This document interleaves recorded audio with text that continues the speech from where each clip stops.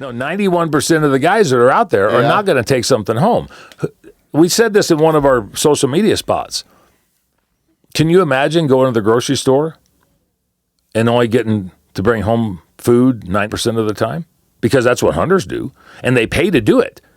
They just don't go out there haphazardly, willy-nilly. Yeah, you got to pay. There's a cover fee to walk in the door. There's a cover fee to walk in, and when you go home after the season, you might not very well take anything home. Who the hell goes to the grocery store to do that? I want to bring up something else, too, that really kind of upsets me, and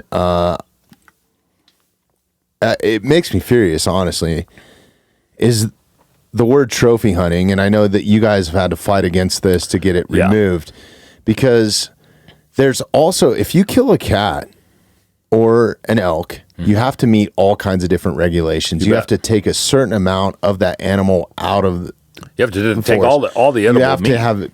Yeah, you have to have it processed. You have to consume it. You can't have it processed and then throw it in the garbage can. No, it has to be prepared for human consumption. And that's cats included. That's any big game animal, mountain lions included. Mountain lions and bears both have to be prepared for human consumption.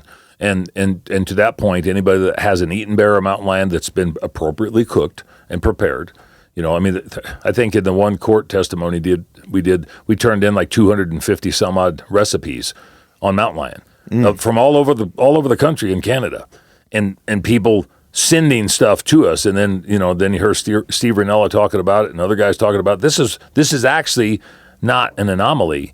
People like mountain lion meat, people like bear meat, and for the anti that's trying to sensationalize some poaching mentality about trophy hunting, they want to turn around and paint a bleak picture that what we do is we go out, shoot something, we cut the damn head off of it, and we walk away from it. Yeah. If you do that, you are a poacher. If you poach, you are illegal. If you're illegal and you get caught, you will be prosecuted. If you don't get caught, you're still a freaking poacher.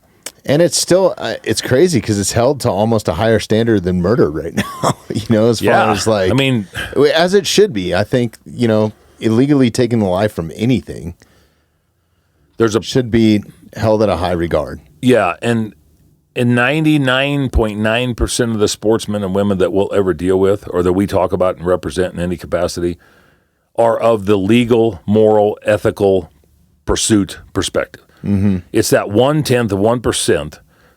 But if we want to compare that, we have bad cops, we have bad priests, we have bad bus drivers, we have bad UPS people, we have bad mail people, we have bad hairstylists and dog groomers. There's some bad podcasters out there too. Yeah, and I haven't run into any yet because I don't want anybody to turn around and not let me come back on. They're all just fantastic. You had that mountain lion meatloaf recipe. Yeah.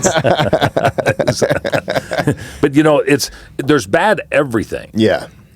But if what happens is when you've got a squeaky wheel of the population that sees one bad thing from one bad guy, then we all get grouped into that.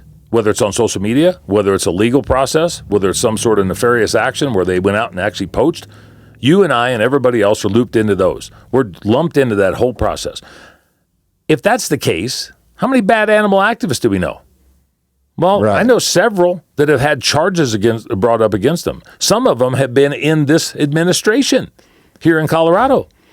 But did anybody throw that out and lump it into one deal? Right. Very seldom does that stuff get covered. And I think we need to police ourselves.